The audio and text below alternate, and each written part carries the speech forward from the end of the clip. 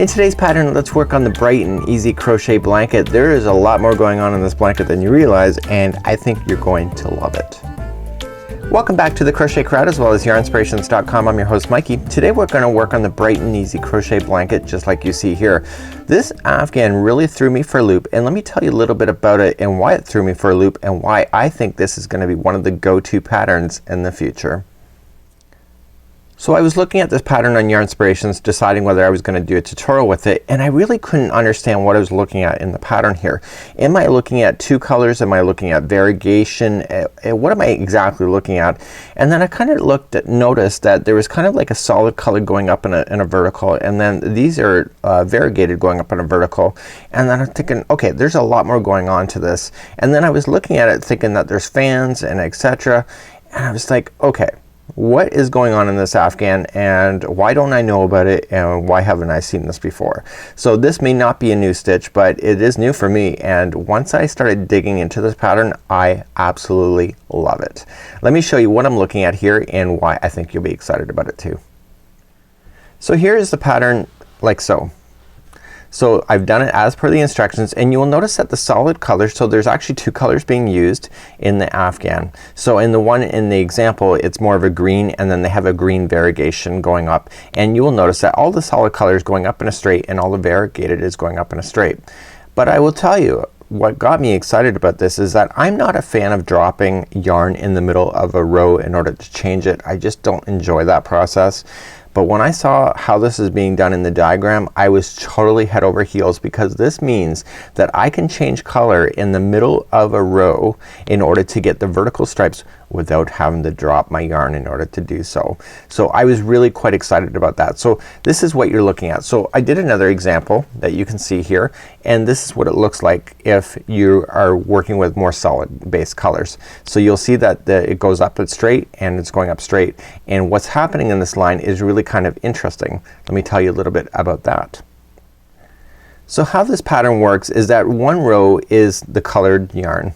Okay, it's the blue. The next row you'll notice that it sinks partially over this row down, and so the work that is involved in the blue is actually being covered by the stitch work here.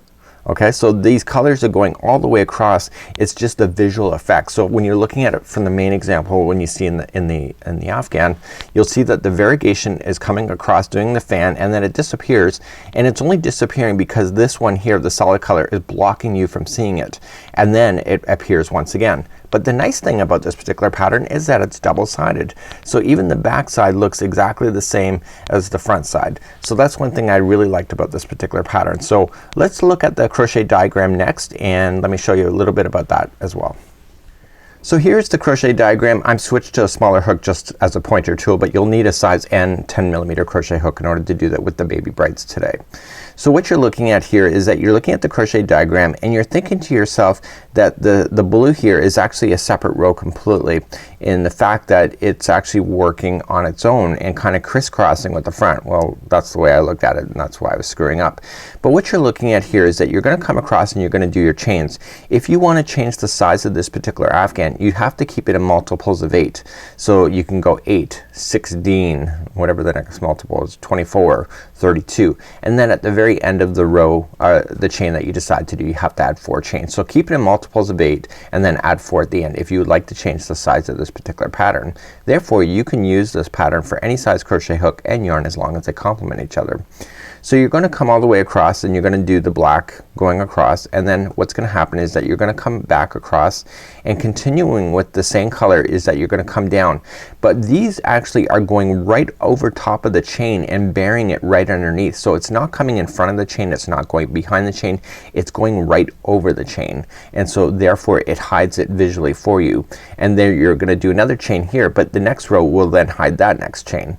So you see that when you're looking at from the shell perspective for the 2 double crochets chain 1, they really are covering the other colors, making the visual effect appear really quite cool.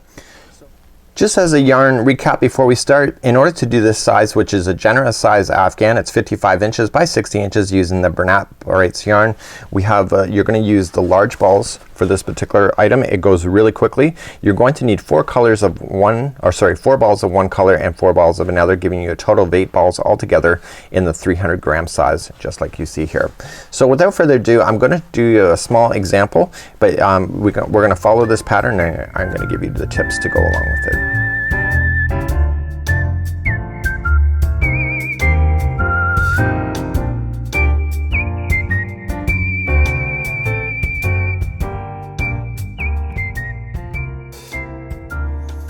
So let's get started today. I'm going to start off with a slip knot. I'm going to use regular yarn in order to demonstrate this particular afghan, and you can use the Brights yarn if you wish to do that, a particular example. So if you keep it in multiples of 8 plus 4, you are always going to have the right size if you are going to substitute on the size. If you were going to do the pattern as per the instructions, you just have to make sure that you are going to chain 132. So let's begin. I'm going to do multiples of 8 because I'm going to do a smaller example. So 1, 2, 3, 4, 5, 6, 7, and 8. Big enough, yes or no? If not, continue. So 1, 2, 3, 4, 5, 6, 7, and 8. Big enough, yes or no? Continue. If not, so 1, 2, 3, 4, 5, 6, 7, and 8. So if once you're satisfied with the length at the end, you're just gonna add 4. So 1, 2, 3, and 4. So that gives you multiples of 8 plus 4. So we're gonna start along the chain now, and we're gonna come back, across it. So I want you to count over to the 4th chain. So 1, 2, 3, come to the 4th, get the back hump only, and I want you to double crochet 2 times into that. So this chain that we had just created by jumping over counts as a double crochet. So on the ends, whenever we have this type of row, there will always be 3 double crochets that are standing beside each other. So we're now going to continue along, and we're going to chain 3. So 1, 2, 3. Coming back down to the chain now, I need you to skip over to the 8th one. So we're gonna skip a lot of stitches. So 1, 2, 3, 4, 5, 6, 7, and 8 right there. And I want you to double crochet 2 times. We're gonna create a shell. So it's gonna be 2 double crochets into the same stitch, followed by a chain 1 and then 2 double crochets into the same stitch. Just like that. Okay, so let's continue along. So whenever you're on the row here, you're going to chain 3, 1, 2, 3, and then skip another 8 and go to the 8th one. So skip another 7 of them. So 1, 2, 3, 4, 5, 6, 7. So go to the 8th and double crochet 2 times.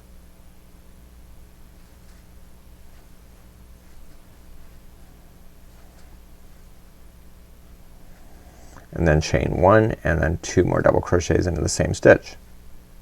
So you're gonna go all the way across the row like that until you get to the very end, which I'm about to hit. So I still have a lot way to go, but it's really not. So I'm gonna chain 3, 1, 2, 3. So I know from my example here that the last stitch is the 8th stitch. So 1, 2, 3, 4, 5, 6, 7, and 8. So I can just confidently just go into the final one, and I'm gonna place 3 double crochets into the final stitch or to the final chain. So that's as easy as it's gonna get. So the repeat pattern on this particular idea, it doesn't happen till row number 3. So this is row number 1. So this is what it all looks like at this particular point. So let's move on to row number 2. So let's turn our work. So row number 2 is gonna be the exact same color. We're gonna get this pattern established before we start changing colors. So row number 2 is the same color. So whenever we start row number 2, it's simply by chaining 3, 1, 2, 3, and you're gonna come back down to the chain, and there is 7 empty stitches. You're gonna come into the middle one. If you don't feel like counting, you can almost get away with just looking at it and just saying, okay, that's the middle one right there. So what you wanna do is that you wanna pinch down this chain to that level there, and you want to double crochet 2 times into that chain, but making sure that this chain here is right up over top of it so it gets stuck underneath. This is how you hide the colors.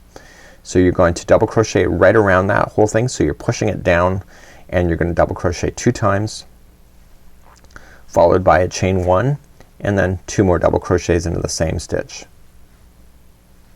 So you only have to push it down once because it'll stay in a position, and then you're gonna carry on this row and chaining 3. 1, 2, 3, and then just simply coming again into the middle one, so it's the 4th one in, or you can just visually look at it. So just going in, pushing down this chain here as well to make sure it's stuck on top, so it gets stuck underneath, and you're going to double crochet 2 times, chain 1, and 2 more times into that same stitch. So do you get that? So you're going right up over top of the stitch so that it's not in the back, it's right directly underneath. Then you're gonna chain 3 again. So 1, 2, 3, and you're gonna carry on doing that all the way across, and you want to get this last gapping space again. Again, I'm just looking for the middle one, or you can count it over. So just right there. Just push down this other chain here, go around, and double crochet 2 times. So 1 and 2, followed by chain 1, and then 1 and 2 again. So at the very end of this row, what we have to do is chain 1 only, and then we just single crochet into the turning chain. So don't go into a gapping space, go right into the chain and single crochet. And I need you to pull up a big loop right now because we're gonna drop this color. So this is what it looks like right now. It doesn't look like the example, but now we're gonna introduce the secondary color, and this is when the fun begins. So let's begin to talk about that next. So the secondary color is now gonna be added, and we're gonna turn our work, and we're gonna let the loop and the yarn of the other color fall in behind. So just get it out of your way. Make sure that it's not impeding anything to the yarn ball. Okay? And I want you to create a slip knot and place that onto the hook. And what I want you to do, and this is the only time you have to do this, is that you see the loop, you just come right to the stitch that it's in and just join it with just a slip stitch. So just yarn over, you're pulling it through, and then at the end you're gonna use a darning needle to hide in this starting. So the advantage to this particular pattern is that every time we use the same color, the starting is exactly the same. So for example, this gray that we're about to do is always gonna start this exact same way no matter what row you're on, but as long as you're using gray. So to start gray, all you just need to do is chain up 3. 1, 2, and 3. You remember how we did this before, that there's 3 double crochets right in the end? Well, that's the exact same this time around. So there's gonna be 3 double crochets. Remember that first chaining of 3 counts as one of them. So there's your 3, and now you're gonna begin again going across. So we're gonna chain 3, 1, 2, and 3. So the difference now in the rest of the pattern is that we come in between where the shells are, so the chain 1 there, and so when we double crochet we go into that space, but we make sure that this chain is also pushed with it so it gets stuck underneath, and you're gonna do 2 double crochets. Okay, chain 1 and 2 double crochets, just like that. Once you get that done, you're gonna chain 3 again. So 1, 2, 3, and just work your way across doing the same thing. So look for the next shell down here, and you're gonna wrap the hook going in. Make sure this chain is pushed with it so it gets stuck underneath the stitch. Okay, and then just double crochet. So you're just pushing it together. Chain 1 and then double crochet 2 more times. So this creates that visual blocking of the stitch work. And so you can see now you're having excessive chains here. So every time you come back with the other color, it's going to make it solid. So this is the difference I would do when finishing this afghan, but we're not there yet. So let me continue along. So we're gonna carry on, and we have to chain 3, 1, 2, 3, and then what we're going to do then right on the single crochet right over here, we're gonna put in 3 double crochets. So now 1 is in, and I just gotta do 2 more. Okay, so the gray is always gonna be the same. So on the one side we had the 3 double crochets in, and then we started the chain 3 and then coming in, and then we finished with 3 double crochets. Once you get there, you pull a loop, and then you go back to the beginning to where this other yellow or the lime was, and you put the loop back on the hook, and it's like a relay race. So every time you finish one row of one color, you're gonna go back and pick up the other color. and then do the other color, and then once you get both colors on the other side again, then we restart. So let's begin to do this next color, and it's gonna be the same each and every time that we go to do this when it comes to doing the lime color, and let me show you that next. So whenever we're doing the lime color, we're gonna just chain 3. So 1, 2, 3. We're not gonna do the double crochets like we did here. We're immediately gonna just jump to the next shell and right in between, and we're gonna double crochet 3 times, or sorry, 2 times into there. Okay, we push down the gray one with it, so it's stuck underneath. So now you're hiding those that stitch, and then chain 1 and then 2 more double crochets into that same one. So this is what's gonna create those vertical lines for you. Once you get the first one done, you're gonna chain 3, so the rest of the row is exactly the same as before. It's a matter of how you start because the starting is different for each of the colors. So you're gonna come in to the next shell over here, push down the gray with it, and then just double crochet 2 times, chain 1 and double crochet 2 times. Okay, chain 3, 1, 2, 3, and then you just carry on until you get to the end. So we're just gonna do the final one over here. Okay, so I push down the gray, just automatically push down that gray, or in your case whatever color you're working with, in order to make it work. Just like so. You're gonna chain 1, and you are going to single crochet. See where the loop is coming out of? You're gonna single crochet right in the top of that one. Okay, and then you're gonna pull up this loop. So now you've just safely then gone across using your gray and then the lime, and now we're ready to repeat again. So whenever we do the gray, it's always gonna be the same, and whenever we do lime, it's always gonna be the same. Let's turn our work and begin the next row. When you go to turn your work, you wanna do it so that these strings are not gonna tangle with each other.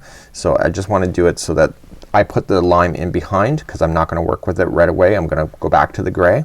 I'm gonna pick up the gray with my hook and pull it back onto the hook, just like so. So do you remember how to start with the gray? Well, the gray is gonna start slightly different, but watch. You're gonna chain a 3.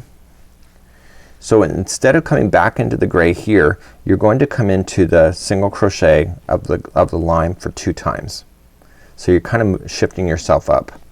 So you wanna make sure that you get that loop out of the way, everything is out of the way, and it becomes a lot easier. So you're gonna just double crochet 2 times into that particular stitch.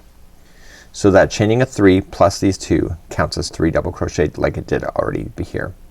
So now you're gonna chain 3. So 1, 2, 3, skip the next shell here and just go to the next gray and just push down this color with it and go right into the shell and put in 3 double crochets, or sorry, 2 double crochet, chain 1 and 2 double crochet.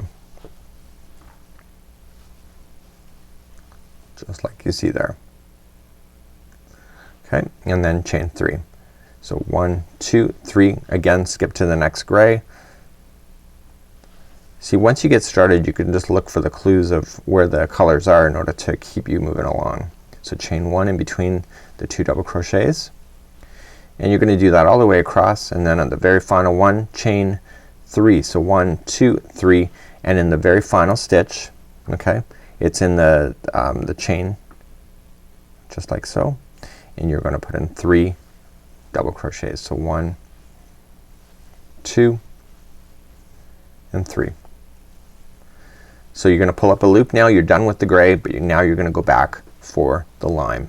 So let's put the lime back on the hook,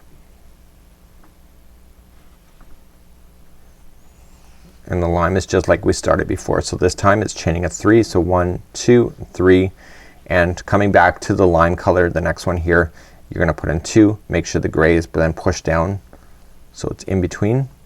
So 2 double crochets followed by 2 chain, or sorry, 1 chain and then 2 double crochets. Okay, chain 3, 1, 2, 3, jump to the next one that's lime here. So hopefully you're seeing how this pattern's working. I think it's an amazing pattern. It's really quite easy. So you're gonna continue along in the same fashion, going all the rest of the afghan just like I'm showing you here. It's really no big deal, but I want to show you a difference of finishing it slightly different than what is being shown in the pattern to give it a nice sense of closure. Okay, so I'm just coming up all the way to the end. So if it were me, I would finish off slightly different. So chain 1 and then single crochet into the top of the last double crochet. So what you're gonna notice, if you finish off like it says in the pattern, you're gonna have these excessive chain gaps here, but you don't have it in the beginning. So why have that? So what I recommend is that you see in the beginning we have more lime and then the gray kind of started the third row up. So what I would do if it were me is that I would turn my work, instead of pushing the gray back across, I would do it with lime. So we're just gonna do exactly what we did but with lime this time. So we're just gonna chain up 3. So this would be how I would finish the afghan. And you want to put in 2 more double crochets in the end like it was lime. And then what you want to do is chain 1. Okay, this is not in the pattern, this is me. Come into the next one that's lime, single crochet, chain 1, and then come into the next gray and do the same thing of 2 double crochets, chain 1, and then 2 double crochet. Okay, followed by chain 1, come into the next lime here, single crochet, chain 1, and then come into the next gray. So it's like it's the gray but it's not, but what the difference is that I'm having you put in a single crochet in between the other shells here in order to keep it, see, it's gonna keep it nice and tight together instead of having that excessive chain gap right at the top. Okay, chain 1, the next lime here, it's a single crochet, chain 1, and then 3 single crochets right into the very end.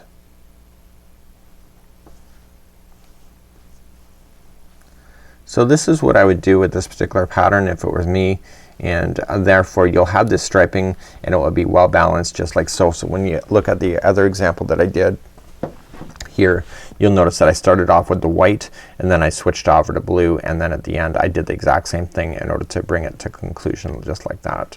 So this is how I would do this particular pattern. It's really not a hard pattern once you understand the concept of burying in the chain work in between to create the vertical stripes and anything that you would like to do within this particular pattern. So until next time, I'm Mikey on behalf of the Crochet Crowd as well as yarnspirations.com. Have a great day and we'll see you again real soon. Bye bye.